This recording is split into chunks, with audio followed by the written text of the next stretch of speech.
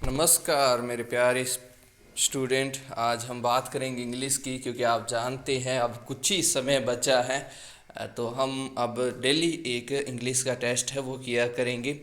तो पहला क्वेश्चन देखिए क्या कहता है कि he felt that I fill in the blank be honest. अब ऑप्शन की बात करते क्या चूज करें। देखो ही फेल्ट यानी उसने महसूस किया क्या, दैट कि आई बी ऑनेस्ट। अब यहाँ बी लिखा और ऑनेस्ट लिखा है, तो बी यहाँ क्या कर रहा है, फर्स्ट फॉर्म का काम कर रहा है। और ऑनेस्ट है वो यहाँ पे क्या होगा, नाउन का काम करेगा। यानी ही फेल्ट यानी उसने फील कर रहा है कि दैट कि मैं क्या हो सकता हूँ, ऑनेस्ट हो सकता हूँ। यानी एक बार ऑप्शन की बात करें तो वुड है, कैन, मे और वॉज दिया हुआ है।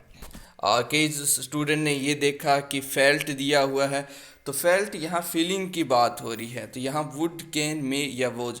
अब यहाँ सेंस लगाने की बात कीजिए कि ही फेल्ट दैट यानी उसने फील कर रहा है, क्या फील कर रहा है कि दैट कि आई मे बी ऑनेस्ट। ये लीजिए अपने आप ही बन रहा है ना कि मे का मतलब क्या होता है कि शायद मैं क्या हूँ, ऑनेस्ट हूँ। यहाँ आप वुड, कैन और वाज नहीं यूज कर सकते, क्योंकि वुड एक क्या है, इच्छा होती है, और कैन एक क्षमता मतलब जिसमें पॉसिबिलिटी हो, जैसे मैं किसी बेंच को उठा सकता हूँ, रख सकता हूँ, लिख सकता हूँ। तो ये सब क्या होते हैं, कैन होती हैं। उसके बाद मे यहाँ सही है, वॉज यहाँ नहीं हो सकता। नेक्स्ट क्वेश्चन की बात करते हैं। He fill in the blank his watch while he was travelling. तो अब देखो ही वॉज ट्रेवलिंग दिया हुआ, इसका मतलब है कि जब वह ट्रेवलिंग कर रहा था, जब क्या कर रहा था वो ट्रेवलिंग कर रहा था, उस वक्त उसने क्या हुआ कि उसकी जो वॉच है वो, आप वर्ब देखिए अब, लॉस्ट, लॉस्ट, लॉस्ट एंड लॉस्टेड। ठीक है। अब यहाँ क्या हुआ कि आप समझ चुके हो कि जब उसने ट्रेवलिंग किया तो वर्ब से आपको समझ में आ गया कि उसकी जो वॉच है वो क्या है, खो गई है। ठीक है। और खो जाने के मतलब है अब आपको वर्ब चूज करनी है। ठीक है। और वाज दिया, इसका मतलब कंडीशन क्या है, कंडीशन ये है कि यहाँ पास्ट फॉर्म होगी। अब loss, L O double S, loss का मतलब होता है कोई चीज़ खोना, और पास्ट की बात करें तो उसकी सेकंड फॉर्म आएगी, और सेकंड फॉर्म क्या होती है, वो होती है लॉस्ट होती है। कैसे पहचाना, क्योंकि इसका सेकंड पार्ट कहता है कि वाइल मतलब उस दौरान, मतलब जब एक एक्टिविटी हो रही है उसी के साथ दूसरी एक्टिविटी हुई, मतलब तब हम क्या करते हैं, वाइल का यूज करते हैं। क्लियर है प्यारे बच्चों। नेक्स्ट क्वेश्चन की बात करते हैं। First item in today's a programmes is a song. मतलब जो फर्स्ट आइटम है in today's programme is a song. अब आपने देखा है कि फर्स्ट, सेकंड, थर्ड, फोर्थ ऐसे जो नंबर यूज होते हैं, जैसे 1 2 3 4 5 यूज होता है, वैसे यहाँ क्या होता है, first, second, third, fourth, fifth होता है। जब ये काउंटिंग होती है फर्स्ट, सेकंड, थर्ड, तब हमेशा इनके साथ आर्टिकल दी का यूज होता है, और 1 2 3 होता है तो इनके साथ आर्टिकल नहीं आता, कि ज़्यादातर ए का यूज होता है, वो भी सेंस के अकॉर्डिंग। ऐसा नहीं हो सकता कि ए टू बॉयज़ नहीं हो सकता। ठीक है। उस वक्त हम आर्टिकल यूज नहीं करते हैं, जैसे ए थ्री बॉय गलत हो जाएगा, वहाँ 1 2 3 4 ये आता है, लेकिन जब फर्स्ट, सेकंड, थर्ड की बात आती है तो इनके आगे आर्टिकल लगता है। तो कह सकते हैं the first item is today, क्योंकि फर्स्ट, सेकंड, थर्ड है वो एक पर्टिकुलर एक पोजीशन को दिखाता है। मैंने कहा थर्ड नंबर, तो इसका मतलब है एक पर्टिकुलर बात हो रही है कि मैं थर्ड नंबर यानी कोई तीसरे नंबर का कोई व्यक्ति है उससे बात कर रहा हूँ।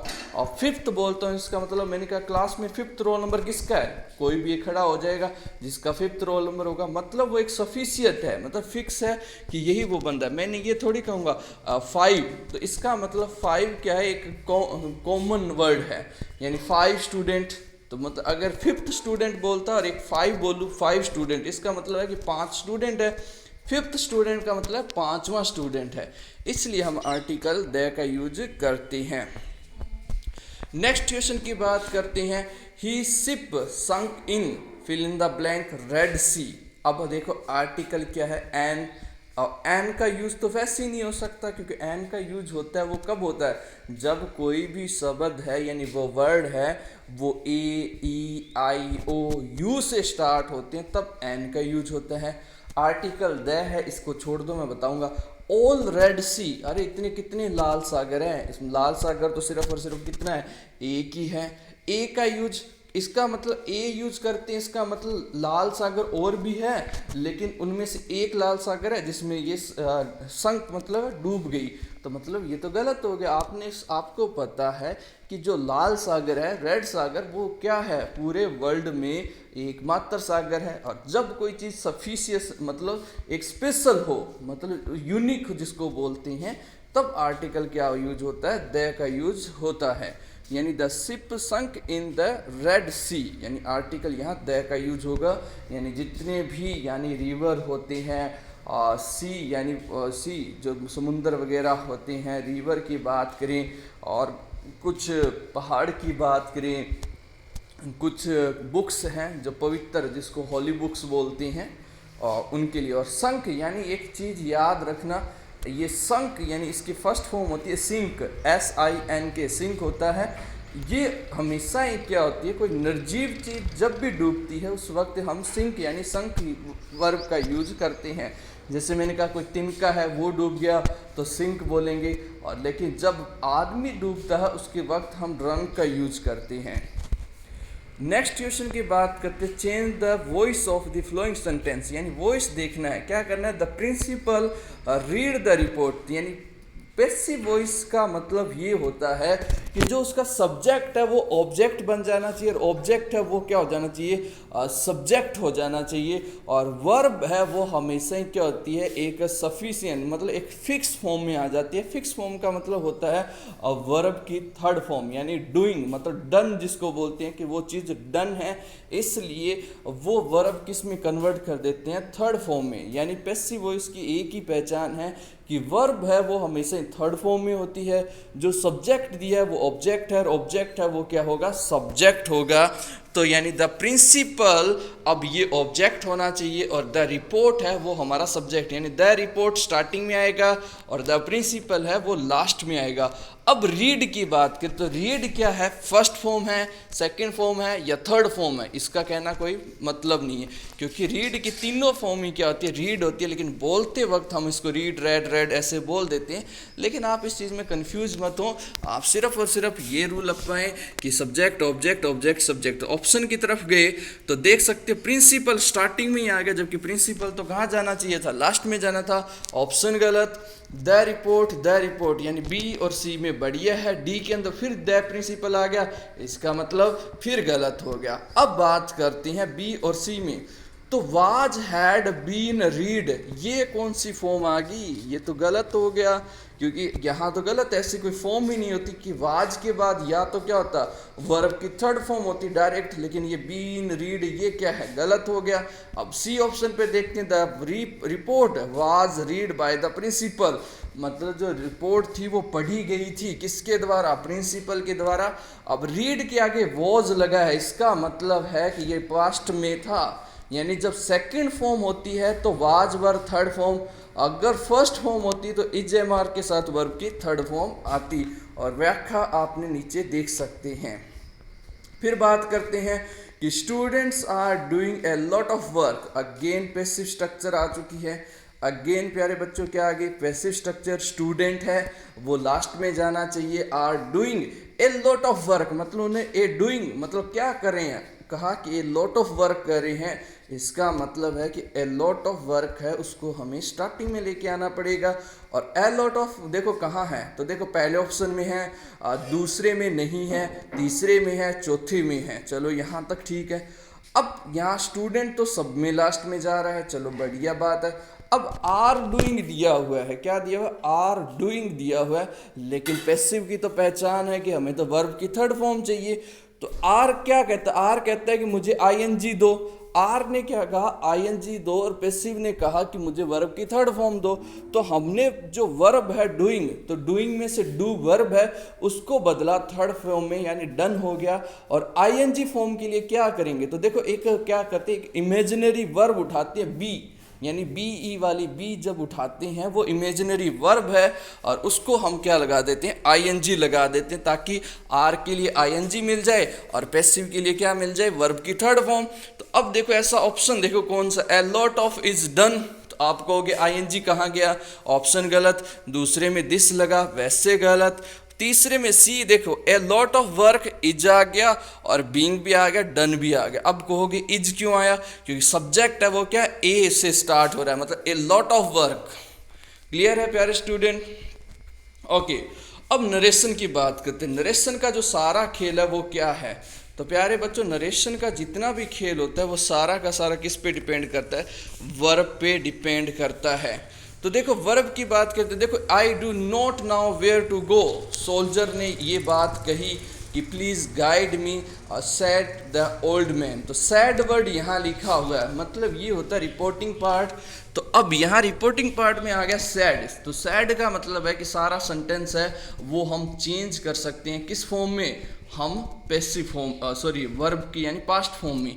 अब देखो यहाँ से हर एक वर्ड को चूज करते चलना है। आई डू है तो इसकी कहानी ये होती है कि फर्स्ट फॉर्म सेकंड में बदल जाएगी, इजेमार वाजवर में बदल जाएगा, हैज है वो हैड में बदल जाएगा। तो यहाँ डू नॉट नाउ लिखा है तो डू की जगह हमें क्या देखना चाहिए, डिड देखना चाहिए। और देखो the old man said, the he did not, did आ गया, अच्छी बात है। The old man told the soldier that he did not, ये भी ठीक है। The old man told to आ गया, ये गलत हो गया क्योंकि टोल्ड के साथ कभी भी टू का यूज नहीं होता, सी को हटा देते हैं। चौथा देखते हैं, the old man told to, again told to आ गया, ये भी गलत है। तो प्यारे बच्चों सैड टू तो सही है लेकिन टोल्ड टू हमेशा ही गलत है कि सैड टोल्ड के साथ टू कभी नहीं आता, तो दो ऑप्शन गलत हो गए। अब यहाँ बात करते हैं कि यानी the old man sad that, क्या हमारे पास बंदा दिया है कि जिससे हम कह सकते हैं कि ओल्ड मैन ने किसी को कहा है। आप कहोगे जी हाँ ओल्ड मैन कह सकता, किसको कहा था, उसने सोल्जर को कहा था, तो इसलिए the old man told the soldier हो गया। और उसके बाद दैट सही है कि ही डिड नॉट नाउ और where to go and request them to guide him. तो आप कहोगे ये रिक्वेस्ट कहाँ आया, तो देखो प्लीज़ गाइड मी एक वर्ड लिखा है, तो प्लीज़ गाइड मी का मतलब होता है कि रिक्वेस्ट टू गाइड हिम, तो इसलिए यहाँ ऑप्शन क्या हो जाएगा, बी हो जाएगा। क्लियर है प्यारे स्टूडेंट? तो एक के क्वेश्चन है वो बहुत ज़रूरी है आप सभी के लिए, हमारे लिए भी, क्योंकि एक एक क्वेश्चन ही हमें बीएसटीसी को पार निकालेगा। तो ये इंग्लिश है, हर बच्चे की ये हवा रहता है कि इंग्लिश कैसी है। इंग्लिश बहुत आसान भाषा है, आप भी देखो किस तरीके से हम बोल रहे हैं, बस छोटे छोटे रूल है। और ग्रामर की बात करें तो बहुत कम आती है बीएसटीसी के लिए, तो थोड़ा सा डर हटाइए और दिन में कुछ ना कुछ प्रैक्टिस ज़रूर कीजिए। रूल को रटने की बजाय थोड़ा समझने की कोशिश कीजिए, जितना हो प्रैक्टिस सेट लगाएं, और प्रैक्टिस ही क्या करती है, मेन परफेक्ट करती है। नेक्स्ट देखिए, अब आ जाता है 88 नंबर। देखो I said to my brother, अब आप कहोगे ये क्या हुआ, सैड टू से स्टार्ट हो रहा है, ठीक है। Let us go to some hill station for a change, indirect में चेंज करना है, ठीक है। अब कहानी कहाँ से स्टार्ट हो रही है, तो कहानी हो रही है लेट से स्टार्ट हो रही है। कहाँ से स्टार्ट हो रही है, लेट से स्टार्ट हो रही है। अब देखो आस्क कब आता है, तो प्यारे बच्चों आई आस्क्ड माई ब्रोदर, तो आस्क तब आता है जब हम किसी से क्वेश्चन करते हैं। क्या इस पूरे सेंटेंस में क्वेश्चन मार्क लगा है? आपने कहा सर नहीं, क्वेश्चन मार्क तो नहीं लगा, क्योंकि he said to my brother, यानी उसने मेरे ब्रोदर से कहा कि let's us goat to some hill, sorry goat नहीं है यहाँ, गुड होना चाहिए, आई थिंक स्पेलिंग मिस्टेक है। Let us good to some hill station for a change, ठीक है, या ऐसे भी हो सकता है, चलो कोई दिक्कत नहीं है। यानी ये एक लेट्स होता है वो एक सजेशन का काम करता है, एक चीज़ ये भी कर सकते हो, या एक रिक्वेस्ट का काम करता है। फिर आ गया आई आस्क्ड माई ब्रोदर, यानी बी नंबर में देखो फिर आस्क्ड का आ गया, फिर इसने कोई क्वेश्चन नहीं पूछा है। फिर यहाँ देखती हैं सी और डी में आई परमिटेड, तो परमिट का मतलब होता है आज्ञा देना, यार मैं आज्ञा दे रहा हूँ या उससे कुछ बात पूछ रहा हूँ। आपने कहा सर सजेशन पूछ रहे हो, तो इसके हिसाब से तो डीज बिल्कुल सही हो रहा है कि I suggestion to my brother कि दैट कि we would go to some hill for a change, यानी यहाँ डी है वो बिल्कुल सही हो जाएगा।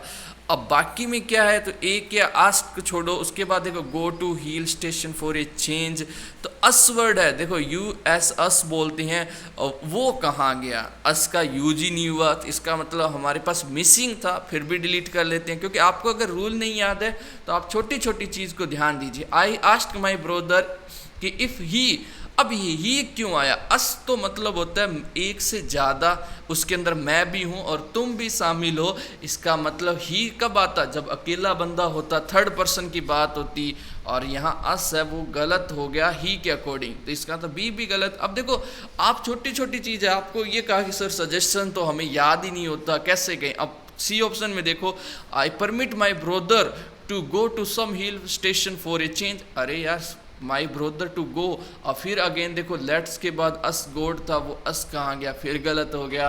अब डी में देखो he suggestion to my brother that we, तो अस क्या होता है, वी की ही तो पोजीशन फॉर्म होती है, इसलिए ये देखो डी वैसे भी हो जाता है। ये छोटी छोटी क्ल्यू होते हैं जिनको हमेशा ही ध्यान में रखना होता है, घबराइए मत, बस ऑप्शन को डिलीट करने की कोशिश कीजिए, क्योंकि नरेशन हो चाहे एक्टिव पैसिव हो, इनमें हमेशा ही ऑप्शन काम आते हैं।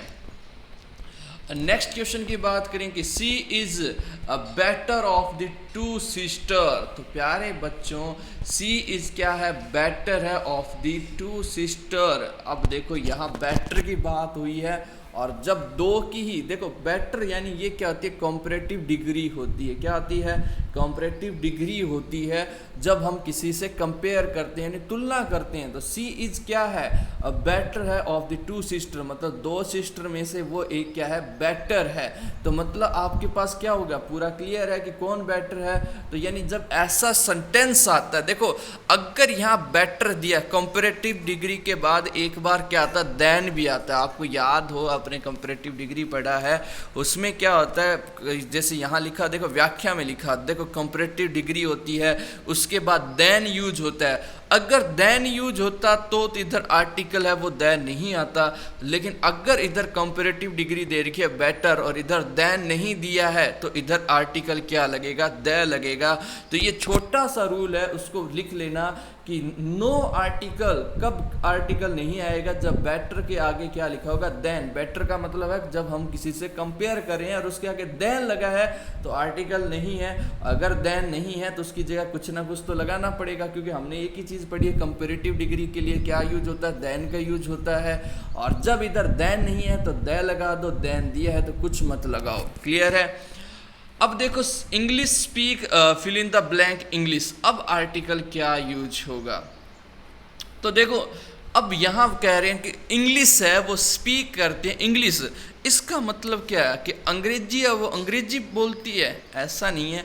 आप कहोगे जैसे मैं कहूँ कि भारतीय हैं वो क्या करते हैं, हिंदी बोलते हैं, क्या करते हैं, हिंदी बोलते हैं। मुस्लिम होते हैं वो क्या करते हैं, उर्दू बोलते हैं।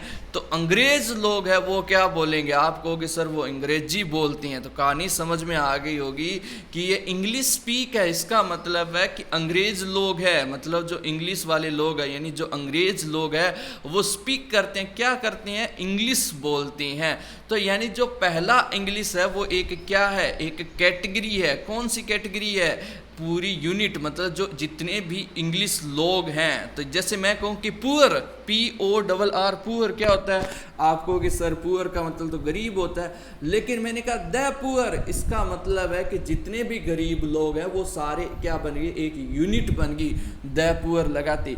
मैंने कहा रिच क्या है, तो RICH रिच क्या है, आप कहोगे सर रिच का मतलब तो होता है कि सारे सॉरी अमीर होता है रिच का मतलब। मैंने कहा द रिच क्या होता है, इसका मतलब है कि जितने भी अमीर लोग हैं। अब इंग्लिश क्या है, आपने कहा इंग्लिश भाषा है, मैंने कहा द इंग्लिश, इसका मतलब जितने भी अंग्रेज लोग हैं। अरे सर ये तो क्लियर हो गया, द इंग्लिश सही है यार सर, बिल्कुल जादू हो गया है। तो द इंग्लिश बोलते ही कि द इंग्लिश का मतलब क्या होते हैं, अंग्रेज लोग होते हैं, वो स्पीक करते हैं, क्या करते हैं, इंग्लिश भाषा बोलते हैं। और इंग्लिश एक लैंग्वेज है, लैंग्वेज के आगे कभी भी आर्टिकल नहीं आता है, इसलिए ऑप्शन क्या होगा, फर्स्ट ऑप्शन गलत, सेकंड भी गलत, थर्ड के अंदर सही है, फोर्थ गलत है, सॉरी थर्ड गलत है, द लगा हुआ है दूसरे में भी, तो गलत हो गया, डी बिल्कुल सही है। आई हार्डली सेव्ड, क्या करे हो। तो देखो हार्डली वर्ड होता है वो हमेशा ही क्या होता है, नेगेटिव वर्ड होता है। हार्डली का मतलब होता है बहुत ही मुश्किल से, मतलब नेगेटिव सेंस। तो एक चीज याद कर लेना, हार्डली के साथ कभी नोट नहीं आता, हार्डली के साथ कभी नोट नहीं आता। तो अगर हार्डली अगर नेगेटिव सेंस है तो आगे भी हमें क्या देना पड़ेगा, नेगेटिव सेंस देना पड़ेगा। देखो I hardly save some money, इसका मतलब सम मनी का मतलब मेरे पास कुछ मनी है। मैंने तो हार्डली का कहा कि मैं बिल्कुल भी नहीं कर सकता सेव, तो यानी फिर गलत हो गया। आई हार्डली सेव एनी मनी, तो एनी वर्ड होता है वो हमेशा ही नेगेटिव सेंस के लिए आता है। मोर और मच बिल्कुल गलत है यहाँ पे। तो आई हार्डली सेव एनी मनी, तो यानी हार्डली हमेशा ही क्या देता है, नेगेटिव सेंस देता है, इसलिए हमेशा ही एनी का यूज़ करते हैं। अगर यहाँ पॉजिटिव सेंस होता, अगर यहाँ पॉजिटिव सेंस होता, मतलब हार्डली को मैं हटा दूँ, हार्डली को हटाने के बाद मैं क्या पढ़ूंगा, आई सेव्ड, मतलब मैंने बचा लिए। क्या बचा लिया, आप कहोगे सम मनी, मतलब मैंने कुछ धन है वो बचा लिया है। यानी जब मैं पढ़ता आई सेव्ड मतलब मैंने बचाया है, यानी ये पॉजिटिव सेंस है। तो सम का यूज होता, हार्डली दिया नेगेटिव सेंस है, इसलिए किसका यूज होगा, एनी का यूज होगा। नेक्स्ट देखते हैं, आई can issue you a book because they are only books in a library। मतलब क्या कहता है, आई कैन इश्यू मतलब मैं इश्यू मतलब जारी कर सकता हूँ। एक इश्यू होता है ना, जब मैं इश्यू उठा रहा हूँ मतलब कोई ना कोई वाद विवाद नहीं है। आई कैन इश्यू मतलब मैं जारी कर सकता हूँ। यू ए बुक यानी तुम्हें एक बुक दे सकता हूँ। सिर्फ और सिर्फ कितनी बुक दे सकता हूँ, ए बुक की, मतलब इसका मतलब मैं तुम्हें एक ही बुक दे सकता हूँ। Because there are only books in library, मतलब आपने कहा कि सर मुझे कोई 10-15 पेन दे दो, उसने कहा नहीं यार मैं तो तेरे को एक ही पेन दे सकता हूँ। इसका मतलब क्या हुआ, इसका मतलब या तो उसका व्यवहार बुरा है या फिर पेन नहीं है। आप कहोगे सर व्यवहार की तो बात ही नहीं होती, यहाँ तो पेन की बात, इसका मतलब पेन है ही नहीं। मैंने कहा यार मुझे 100 रुपये देना यार, तो आपने कहा नहीं सर मैं तो आपको मात्र 10 ही रुपये दे सकता हूँ। ऐसा क्यों, क्योंकि सर मेरे पास थी 10 रुपये, 100 रुपये है ही नहीं। जिस दिन मेरे पास नौकरी लगी मैं आपको 50,000 भी दे सकता हूँ, लेकिन दैट टाइम आई हैव सिर्फ और सिर्फ ए कितनी है, ओनली 10 रुपीज़ हैं। इसका मतलब है वो नाम मात्र है। क्या है, बिल्कुल नाम मात्र, यानी नेगेटिव सेंस है। तो उसके लिए हमेशा ही आर्टिकल क्या यूज होगा, फ्यू का यूज होगा। ए फ्यू का मतलब है कि मेरे पास पर्याप्त है। जैसे मैंने कहा आपको ने 5 पेन मांगे, मैंने कहा लीजिए 5 ले लो, 4 पेन ले लो। बिकॉज आई मतलब मेरे पास क्या है, ए फ्यू पेन है, मतलब मेरे पास पूरे पेन है, ठीक है। तो फ्यू का मतलब क्या है, इसका मतलब मेरे पास पेन है ही नहीं, मतलब नाम मात्र की है। वो एक पेन तू ले जा, मेरे पास कुछ ही नहीं बचेगा। तो यानी जिस कभी किसी ने कहा यार पेन देना, मैंने आप क्या कहोगे यार I have a few pen, ठीक है, आई हैव फ्यू पेन, मतलब मेरे पास यार खुद के पास नाम मात्र का पेन है, तेरे को दे दूंगा तो मैं क्या करूंगा। क्योंकि अब ये इंग्लिश कब ठोकोगे, जब बीएसटीसी का एग्ज़ाम दोगे, जब सामने एक बढ़िया सा आपका साथी होगा, वो कहेगा please give me a pen, then you कहोगे I have only few pen, मतलब नाम मात्र का पेन है, क्योंकि उसका कैप भी नहीं है, ठीक है, टूटा फूटा है, ठीक है, समझ गए हो, ओके। नेक्स्ट क्वेश्चन की बात करते हैं। नेक्स्ट की देखो, ही और सी इज़ द गुड प्लेयर। अब देखो आइदर है, नाइदर है, ऑल दिया है, तो आइदर और होता है, नाइदर नोर होता है। तो इसको देखते ही आपने कहा कि आइदर क्या होगा, और होगा, नाइदर क्या होता है, नोर होता है। तो ऑप्शन ए की था, वो था ए, बिल्कुल सही है।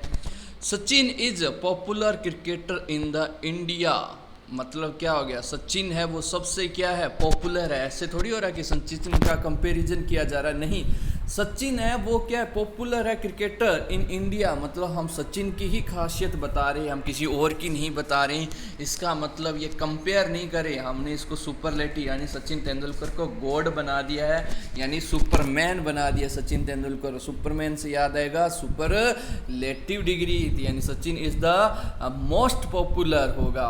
मोर एंड मोर इसका मतलब क्या, ज़्यादा से ज़्यादा पॉपुलर हो रहा है, मतलब मोर कब यूज होते हैं, जब कंपेयर करते हैं। कंपेयर करने के लिए यहाँ कोई चीज़ दी नहीं है, अगेन मोर मोर यानी ए बी डी तो वैसे ही गलत हो जाता है। ही फ्ले काइट्स, फ्ले मतलब है, मतलब फ्लाई, फ्लाई क्या होता है, उड़ाना, फर्स्ट फॉर्म। फ्ले क्या है, यहाँ पे सेकंड फॉर्म है, किसको उड़ाया, काइट्स मतलब पतंग को। द रूफ टॉप, मतलब कहाँ, रूफ क्या होता है, रूफ टॉप मतलब आप कहोगे कि छत पे। तो मैंने कहा कि यार सर मैं पतंग उड़ा रहा हूँ, मैंने कहा कहाँ उड़ा रहे हो, सर छत पे उड़ा रहा हूँ। सर मैं पक्षी उड़ा रहा हूँ, मैंने कहा कहाँ उड़ा रहे हो, सर खेत में उड़ा रहा हूँ। मतलब कहाँ उड़ा रहे हो, ये सेंस ही हुआ ना कि सर मैं जा रहा हूँ, मैं कहा कहाँ जा रहे हो, कहीं तो जा रहा हूँ, किसी जगह तो जा ही रहा हूँ। सर मैं बात कर रहा हूँ, मैं कहाँ कर रहे हो, कि सर घर के अंदर कर रहा हूँ। मतलब आप जब कहीं उड़ा रहे हो सेंस आ रहा है यार कहाँ, मतलब वेयर की बात हो रही है। और वेयर का यूज होता है जब प्रीपोजिशन क्या यूज होती है, फ्रॉम का यूज होता है। मतलब ही फ्लाई काइट्स, मतलब वो पतंग उड़ा रहा है कहाँ, फ्रॉम दी रूफ टॉप। तो यानी यहाँ क्या आ जाता, फ्रॉम आता। आप कहते ऐट का मतलब क्या है, ऐट का मतलब होता है फिक्स पॉइंट। जैसे मैं कहूँ एक पक्षी आया और वो आपकी छत के ऊपर बैठ गया, इसका मतलब आपने कहा सर वो तो कहीं भी बैठ सकता, हमें क्या पता है वो कहाँ बैठा है। इसका मतलब वो कोई चीज़ उस पर आके बैठ गई, इसका मतलब वहाँ आर्टिकल क्या यूज करते हैं, ऑन, मतलब ओ एन, ऑन। ठीक है। अब मैंने कहा कि एक आया, क्या आया, पक्षी आया, काला कौवा आया, आके आपकी टाटा स्काई या डिश टीवी के ऊपर बैठ गया। अब आपको पता है कि वो कहाँ बैठा है, आपको मैंने कहा कहाँ बैठा है, कि सर पूरा पक्का यकीन है, मैंने देखा है वो डिश टीवी के ऊपर बैठा है। मतलब अब मतलब फिक्स पॉइंट हो गया। इसका मतलब वो क्या होता है, एट यूज होता है, 88 मतलब फिक्स है। अब विथ क्या होता है, he fly kites with the roof, मतलब वो पतंग उड़ा रहा है किसके साथ है, किसके साथ उड़ा रहा है, क्योंकि छत के साथ उड़ा रहा है। इसका मतलब अरे बेशरम नीचे उतर तो छत भी उड़ा रहेगा क्या, विथ यूज किया हुआ है। इन तो आपका नॉनसेंस है। क्या आप छत के अंदर उड़ा रहे हो, आप कहोगे नहीं पतंग कभी छत के अंदर उड़ती है क्या, नहीं, तो गलत हो जाएगा। आई सेल, नेक्स्ट क्वेश्चन देखो कि आई सेल डू इट प्लीजर, क्या होता है प्लीजर, तो यानी आई सेल डू इट। और प्लीजर के साथ हमेशा ही क्या आता है, विथ आता है। मतलब आई सेल डू इट, मतलब मैं ये कर सकता हूँ, इट विथ प्लीजर, मतलब खुशी खुशी के साथ मैं ये कर सकता हूँ। आप यही कहोगे, हिंदी सेंस निकालो कि आई सेल डू इट, मैं ये सब कर सकता हूँ, किसके साथ, खुशी खुशी के साथ कर सकता हूँ। खुशी के साथ नहीं, खुशी मतलब हैप्पीनेस के साथ है, सी हर नहीं, कहीं खुशी के साथ ऐसे, तो भी सी खुशी के साथ करोगे तो भी विथ लगेगा, और वैसे खुश होके करोगे तो भी विथ लगेगा। यानी आप इंग्लिश पढ़ते हो कैसे पढ़ते हो, विथ प्लीजर पढ़ते हो, मतलब खुश होकर पढ़ते हो। ठीक है। नेक्स्ट देखो, अब ये पैसेज आ जाएगा। अब ये पैसेज है, आपको रीडिंग तो करनी पड़ेगी पैसेज के लिए, लेकिन पहले ऑप्शन की तरफ चलते हैं। देखो, दे वर्ड ऑलवेज इज, तो ऑलवेज वर्ड क्या है, एक कंजक्शन है, एक वर्ब है, ये एक नाउन है, एक एडजेक्टिव है। तो ऑलवेज मतलब हमेशा ही है, तो हमेशा एक क्या यूज होता है, एडवर्ब की तरह यूज होता है। अब बाकी आप सेंटेंस पढ़ लेना पैराग्राफ के लिए। फिर देखो इन द सेकंड पैराग्राफ में आपको क्या देखना, in the second sentence of the first paragraph the verb phrase is definite is क्या है। तो गाइज इज भी लगा है और डेफिनेट भी लगा, तो मुझे ये बताओ कि इज भी लगा है और डेफिनेट भी लगा है। आपने कहा सर इज के साथ तो वर्ब की फर्स्ट फॉर्म आती और वर्ब की थर्ड फॉर्म कब आती। ओ सर अभी तो आपने बताया था वर्ब की थर्ड फॉर्म तो कब आती है, जब पैसिव के लिए आती है। इसका मतलब ये तो पैसिव स्ट्रक्चर है, और इज और वर्ब की थर्ड फॉर्म कब लगती है बताओ, जब फर्स्ट फॉर्म होती है तो इज एम आर वर्ब की फर्स्ट फॉर्म और सॉरी थर्ड फॉर्म, और अगर सेकंड फॉर्म होती है तो वाज बर वर्ब की थर्ड फॉर्म होती है। इसका मतलब यहाँ इज डेफिनेट है, इसका मतलब ये डेफिनेट मतलब फर्स्ट फॉर्म है, और फर्स्ट फॉर्म हमेशा किस में आती है, सिंपल प्रेजेंट में आती है। तो यानी बी ऑप्शन क्या होगा, सिंपल प्रेजेंट। अब मैंने बताओ आपके लिए पैराग्राफ पढ़ा है क्या, नहीं, पैराग्राफ के लिए आपको सिर्फ और सिर्फ 2 या 3 क्वेश्चन देखने पड़ेंगे। नेक्स्ट क्वेश्चन देखो, in the third sentence of the last paragraph in the way the verb is phrase in. तो अब देखो जरा चेक कर लेते हैं कौन सा देखना है, लास्ट पैराग्राफ का थर्ड सेंटेंस देखना है। तो मतलब 1 लाइन 2 लाइन तीसरी लाइन पे आ चुकी हैं। more acquainted friend and with more friend absolutely your would happier and healthy anything in the promote will almost always started and enjoy it। मतलब सारा सेंटेंस with more चल रहा है। ओके मतलब देखते हैं ऑप्शन में क्या क्या है, देख रखे हैं। तो देखो प्रेजेंट परफेक्ट तो कब आता, इन दिस वे, ठीक है। तो मतलब प्रेजेंट परफेक्ट कब आता, जब वर्ब की थर्ड फॉर्म दी होती है और हैज हैव दिया होता। क्या यहाँ हैज हैव है, आपने कहा सर हैज हैव नहीं है, चलो वापस चेक करते हैं। फिर देखते हैं सिंपल पास्ट है या सिंपल कंटिन्यू है या सिंपल प्रेजेंट है। तो देखो सिंपल, अब देखो सिंपल पास्ट की बात करते हैं तो पास्ट की होती है वर्ब की थर्ड फॉर्म यानी सेकेंड फॉर्म। क्या यहाँ पास्ट का सेंटेंस है, आपने देखा कि have many more acquaint and friend and with more friend absolutely your life would be happier. मतलब सर यहाँ तो कोई भी पास्ट का सेंस भी नहीं आ रहा। विल दिया हुआ है यानी फ्यूचर की बात हो रही है और आईएनजी फॉर्म नहीं लिखा हुआ, आईएनजी दिखाएगा कहीं नहीं, इसका मतलब कंटिन्यू ही नहीं है, इसका मतलब सारा सेंटेंस क्या है प्रेजेंट के अंदर है। तो यानी ऑप्शन क्या आ जाएगा, देखो सिंपल प्रेजेंट यानी डी बिल्कुल सही है। Which one of the flowing can have the determine an. तो आपसे पूछा गया कि एन का यूज है वो किसके साथ कर सकते हैं। हेल्थ है, एच लगा है, इसके साथ आर्टिकल क्या लगता है, ए लगता है। स्ट्रॉन्ग है, एस लगा हुआ है, एस का मतलब क्या है, फिर ए लगेगा।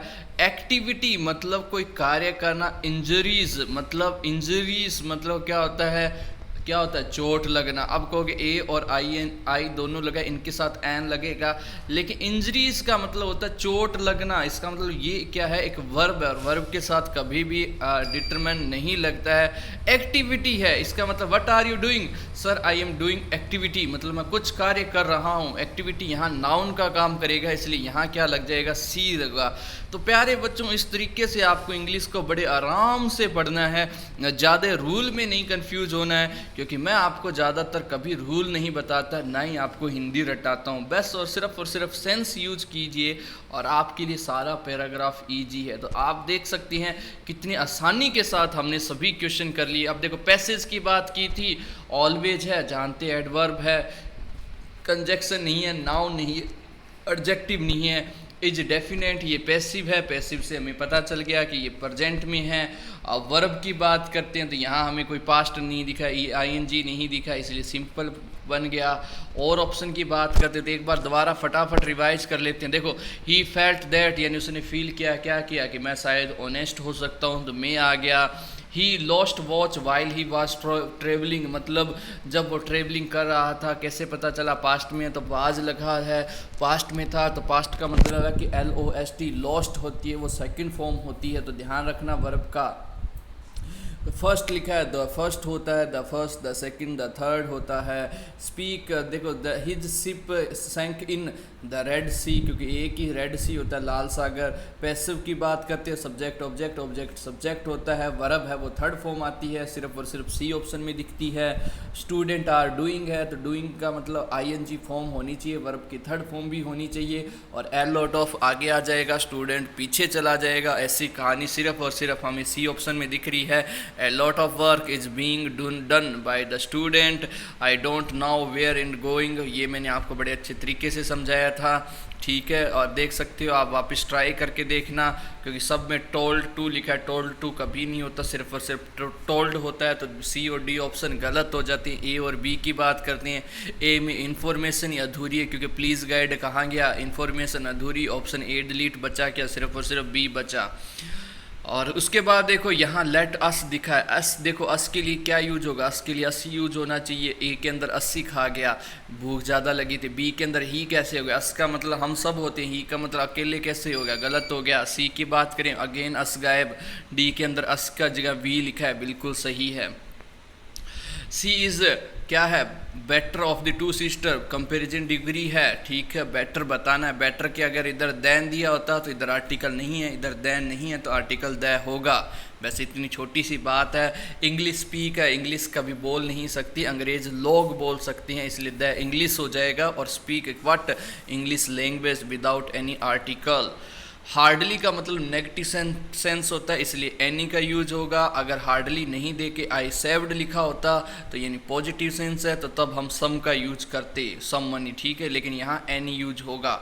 आई can issue you book because there are only, मतलब मैं तुम्हें सिर्फ और सिर्फ एक ही बुक देख सकता हूँ। कब एक ही बुक कब दोगे, जब आपके पास होगी नहीं। इसका मतलब फ्यू का यूज होगा, मतलब विदाउट एनी आर्टिकल, सिर्फ और सिर्फ फ्यू, मतलब ए ऑप्शन। ही और सी की बात हो रही है, आर्टिकल देखो आइदर और होता है नाइदर नोर होता है, इसका मतलब ऑप्शन ए की बचा है, वो है फर्स्ट ऑप्शन। इतने आसान होते हैं। Sachin is popular cricketer in the India, मतलब सचिन है वो सुपरमैन है भारत का, इसका मतलब सुपरलेटिव, यानी आर्टिकल क्या हो जाएगा यहाँ पे, द मोस्ट हो जाएगा, Sachin is the most popular हो जाएगा। ही फ्लो काइट्स, कहाँ उड़ा रहे हो, आपने कहा छत के ऊपर उड़ा रहा हूँ, फ्रॉम द रूफ। अगर आपको ऐसे नहीं समझ में आया तो देखो एट का मतलब फिक्स पॉइंट होता है, आप छत की कोई फिक्स पॉइंट पे नहीं उड़ा रहे हो, आप कहीं भी उड़ा सकते हो। और विथ द रूफ, इसका मतलब छात के साथ नहीं उड़ा सकते, छात के ऊपर उड़ाओगे, छात उड़ा दी तो घर बर्बाद हो जाएगा। फ्रॉम मतलब छात के ऊपर कहीं जगह पे, बिल्कुल सही है। इन यानी छात के अंदर थोड़ी उड़ाओगे पतंग, उड़ा के दिखाओ मान जाएंगे। आई सेल डू इट, मैं ये सब कर सकता हूँ। विथ प्लीज़र मतलब मैनर शो हो रहा है और आप कहोगे मैं खुशी खुशी के साथ ये कर सकता हूँ, इसलिए यहाँ आर्टिकल क्या हो जाएगा, विथ हो जाएगा। तो गाइज ये थे बहुत ही प्यारे क्वेश्चन, आई थिंक आप बड़े अच्छे तरीके से समझ चुके हैं। आगे भी ऐसी क्लासें आपको मिलती रहेगी, इसलिए चैनल को लाइक सब्सक्राइब शेयर ज़रूर कर देना, क्योंकि आप मात्र और मात्र थोड़ा सा वक्त आपके लिए बचा है। तो thank you so much guys, love you to all, bye bye.